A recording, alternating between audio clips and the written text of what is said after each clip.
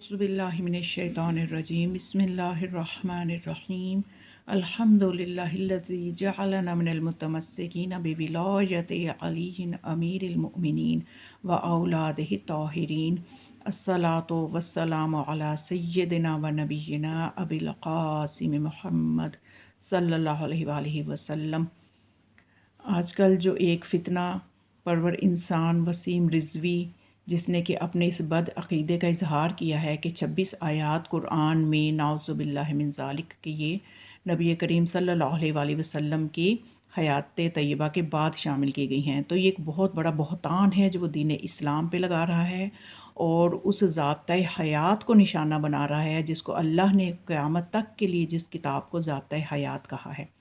تو ہر مسلمان کا یہ فرض ہے کہ وہ اس پیغام کو سنے اور آگے سے آگے پہنچاتا جائے تاکہ اس کے شر کی بارے میں سب کو پتہ چل سکے کہ وہ کس شر کو پھیلا رہا ہے اور اس کو روکا جا سکے، کیونکہ یہ ایک شیطانی عمل ہے اور شیطان کے خلاف کام کرنا ہی عین عبادت ہے۔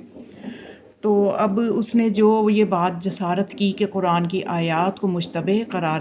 دے رہا ہے، تو سب سے پہلی بات یہ قرآن کی پہلی آیت ہی یہ کہہ رہی ہے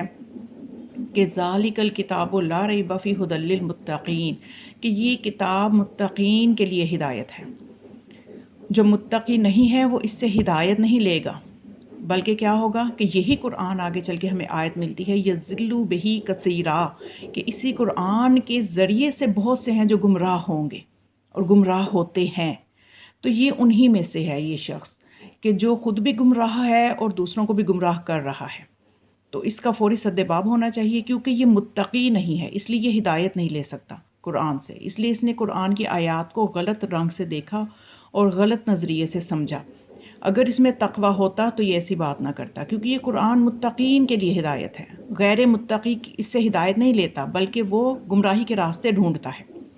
جیسا کہ 11ویں امام حسن عسکری علیہ السلام کے زمانے میں بھی ایک فلسفی تھا جو کہ ایک کتاب لکھنا شروع کی، اس نے کئی سالوں اس پہ محنت کی، اسحاق کندی اس کا نام تھا۔ تو اس نے کتاب کیا لکھی کہ قرآن کی آیات سے ہی قرآن کی آیات کو غلط ثابت کر رہا تھا کہ اس قرآن میں نعوذ باللہ تضاد ہے، یعنی اس کی بعض آیات کے برعکس ہیں، ایک آیت کچھ کہتی ہے دوسرا اس کے برعکس کچھ اور کہتی ہے۔ اس نے اس موضوع پہ قرآن سے آیات تلاش کر کے تو کتاب لکھنا شروع کی۔ تو جب وہ کتاب لکھ رہا تھا تو امام حسن عسکری علیہ السلام تک جب یہ بات پہنچی، کیونکہ وہ وارث قرآن ہے، اس لیے خدا نے ہر زمانے میں قرآن کے ساتھ ایک وارث رکھا کہ یہ بے وارث لا وارث کتاب نہیں ہے۔ تو جب وارث قرآن تک یہ بات پہنچی تو امام علیہ السلام نے اس اسحاق کندی کے ایک شاگرد کی تربیت کی اور اسے کہا کہ اپنے استاد کے پاس جا، اس سے پہلے دوستی کر اور اسے ایک بات کہنا، اسے یہ کہنا کہ یہ جو تو آیات کے مطلب سمجھ کے تو تعویلیں کر کے کتاب لکھ رہا ہے، کیا تو یہ یقین رکھتا ہے کہ خدا کی مراد بھی وہی معنی ہے جو معنی تو مراد لے رہا ہے؟ تو یہ ایک جملہ تھا بس امام کو، اور اس کی طاقت دیکھیے کہ جب وہ شاگرد گیا اس نے اسے دوستی کی اپنے استاد کے، جب وہ زیادہ قریب ہوا تو اس نے اپنے استاد سے کہا کہ میں ایک بات پوچھنا چاہتا ہوں، یہ جو تم کتاب لکھ رہے ہو تو بتاؤ کہ تم خدا کے وہ معانی سمجھ چکے ہو، مرادی معنی، کہ خدا کا مرادی معنی کیا ہے اس آیت سے، وہی ہے جو تم سمجھے ہو؟ تو اس نے جب یہ بات سنی تو وہ رکا اور اس نے اس بات کو پرکھا، جب دلائل پہ پرکھا تو بات بہت وزنی تھی۔ کہنے لگا اپنے شاگرد سے کہ تمہیں یہ بات کس نے کہی؟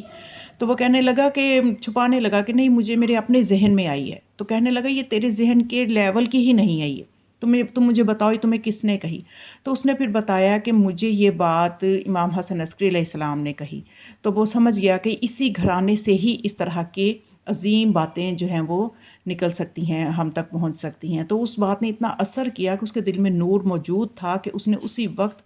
آگ لگا دی اپنی 5 سال کی محنت کو اور کہنے لگا کہ امام علیہ السلام بالکل ٹھیک فرماتے ہیں۔ تو یہ جو شخص ہے یہ اس کی بھی اگر دل میں کہیں بھی امامت کی شمع روشن ہوئی تو اللہ کرے کہ اس کی ہدایت ہو جائے، وگرنہ یہ بہت غلط بات ہے جو یہ کہہ رہا ہے۔ اور امام نقی علیہ السلام فرماتے ہیں الحکمت لا تنجع فی اتباع الفاسدہ،